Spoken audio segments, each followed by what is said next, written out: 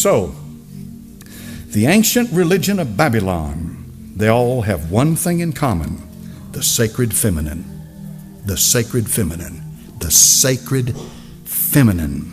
Ishtar the Babylonians, Tyre the Buddhism, Fatima of Muhammad, Sophia the Gnostics, Shekinah to the Kabbalist Jew, Mary to the Catholic, and Shakti to the Hindu. These all have one thing in common: the sacred feminine.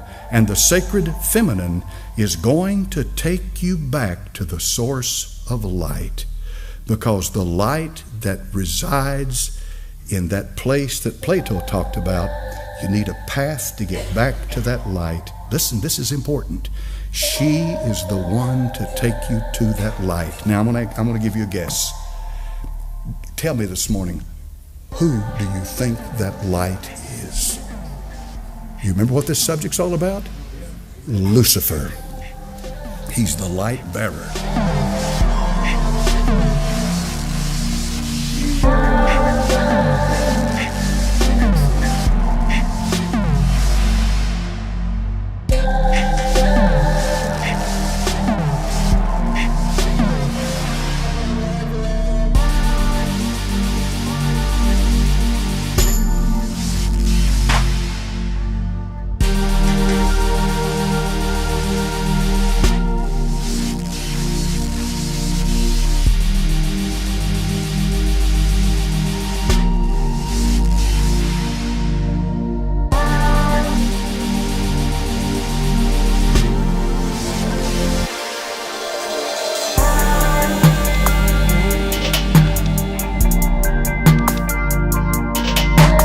She is the one to take you to that light.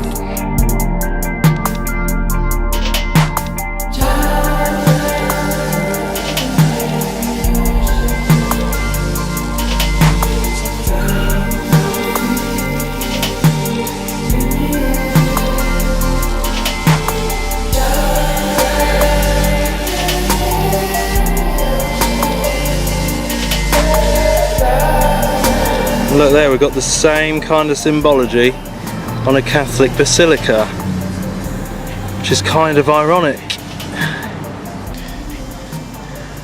I'm here today at Washington DC with this big shrine to the Catholic Church here of the Immaculate Conception, to have a deeper look at what it's all about. What an eerie place.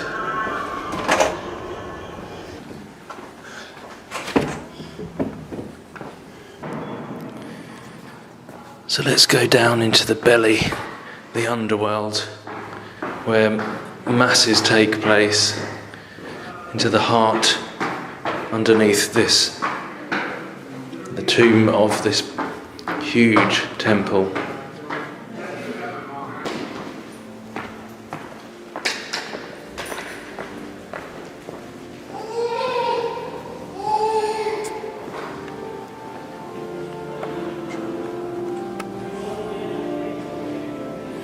I mean, we're underground right now.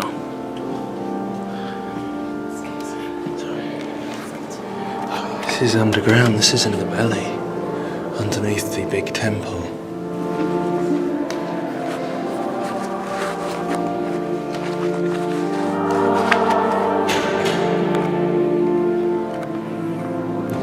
So much symbology in here.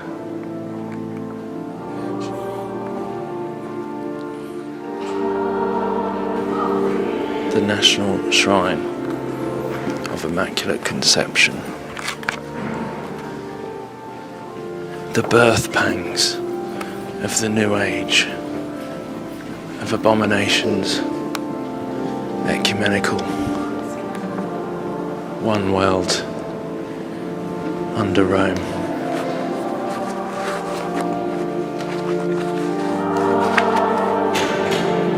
It's like an expensive hotel, one of those 5-star ones in Vegas.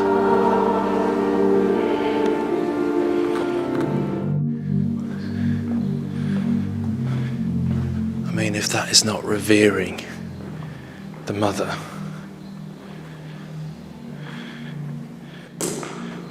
Europa. And look at him, I mean, he's bowing. I've heard so many say they don't revere Mary in that way, the false Mary. But he's bowing to this Ishtar, Isis figure. Coming out of the feminine gate.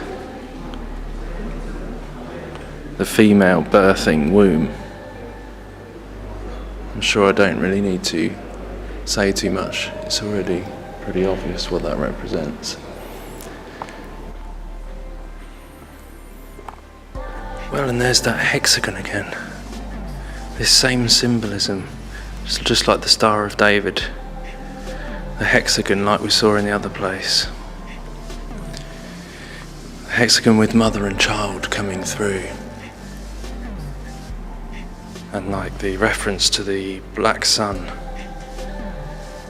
So Saturn, just like the NASA have recently shown with the hexagon on Saturn and all that. And look, the heart, connection to the heart of the earth. Heart of Mary, pray for us. So often I think it's like that birthing of that Tammuz, Nimrod, Antichrist figure from the heart of the earth, which they call Gaia, like the mother goddess Gaia. So I wonder if it's a reference to that. Definitely Ishtar, Babylonian, false religion, and this is their belief system I'm speaking about here. And the references to Saturn. 6-sided shape. The Antichrist, the birth of the Antichrist. A copy of the truth, of the true Messiah, but this is the inverted, the false one. So there's always parallels and mirrors to the real truth. It's just that this goes back to Egypt, Babylon, and there's always been usurping authority, as I said, usurping authority from the real legitimate Messiah, the real legitimate truth that we can read in the New Testament. This is how they are doing it and always have done it. This is the plan all along. The fallen plan, the kingdom of darkness, our enemy, to usurp and trick and mirror and copy, to mislead people.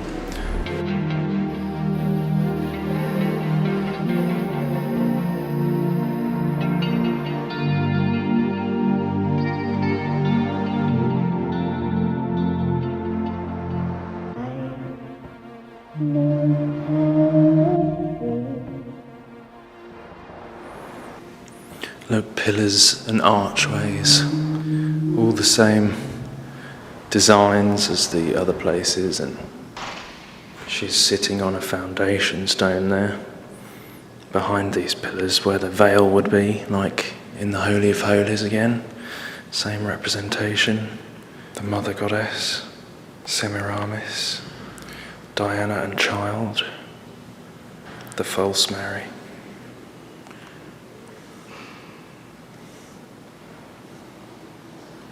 Oh my goodness. And once again,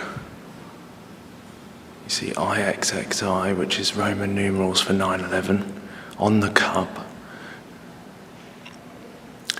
The Frankists and other secret societies, there is this belief that they need to fill up this cup of sin, make people turn to bad, which you can see happening, in order to provoke their Christ to come, which they think is the real Christ. But that's their belief. They believe they need to fill up this cup of filth, this cup of abomination, as we're told about in the Bible, that will happen. The cup of abominations that will bring judgment upon the world. But they believe that they're going to get this Christ is going to come. But we know it's the Antichrist. It's Nimrod from the days of the Tower of Babel. And this cup of abominations.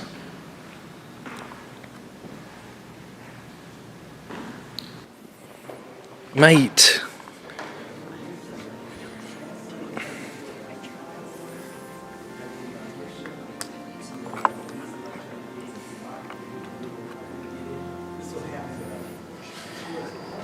You know, even I've heard Catholics say that this Pope is very different from any other. The way he's uniting religions and one world, ecumenical, new world order. The Jezebel spirit usurps authority where it has none. I was thinking about this the other day. The Jezebel spirit usurps authority where it has none. And this is kind of the way this new ecumenical religion, Babylonian New Age religion, is working. Usurping authority over where it has none. It's pretty interesting. Usurping authority over the man, over Jesus, the true king, the queen, usurping illegitimate authority.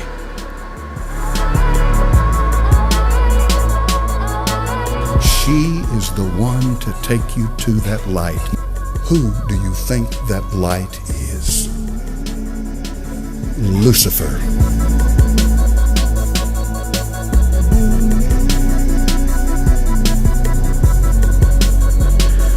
Please do not tell me this is not an ornate temple of Diana, the mother goddess. Sorry. I don't think that went down too well.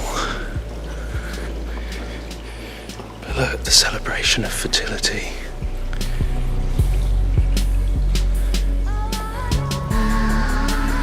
The birth of Tammuz.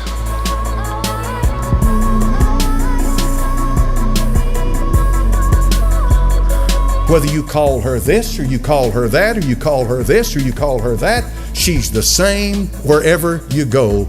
She is the Mother of God. She's the universal life force. Satan is very good at accommodating whatever culture, whatever age, whatever clime you happen to be in. Making a difference to him. He's very good at accommodating it. What I simply mean by that is he'll make you feel comfortable wherever you live in accepting his religion.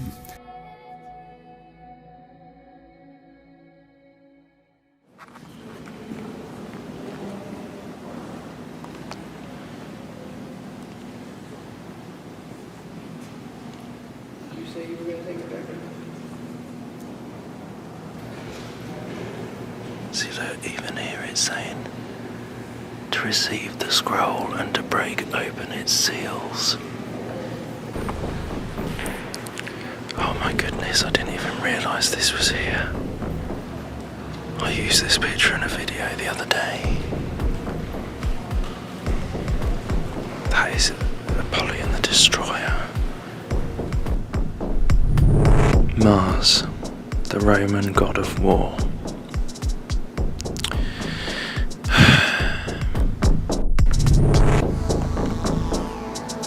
And we've got that same representation of the Holy of Holies type thing, and him raising out of it Apollyon the Destroyer, the Antichrist. That is not Jesus. I don't think it takes much to work out that that's not Jesus.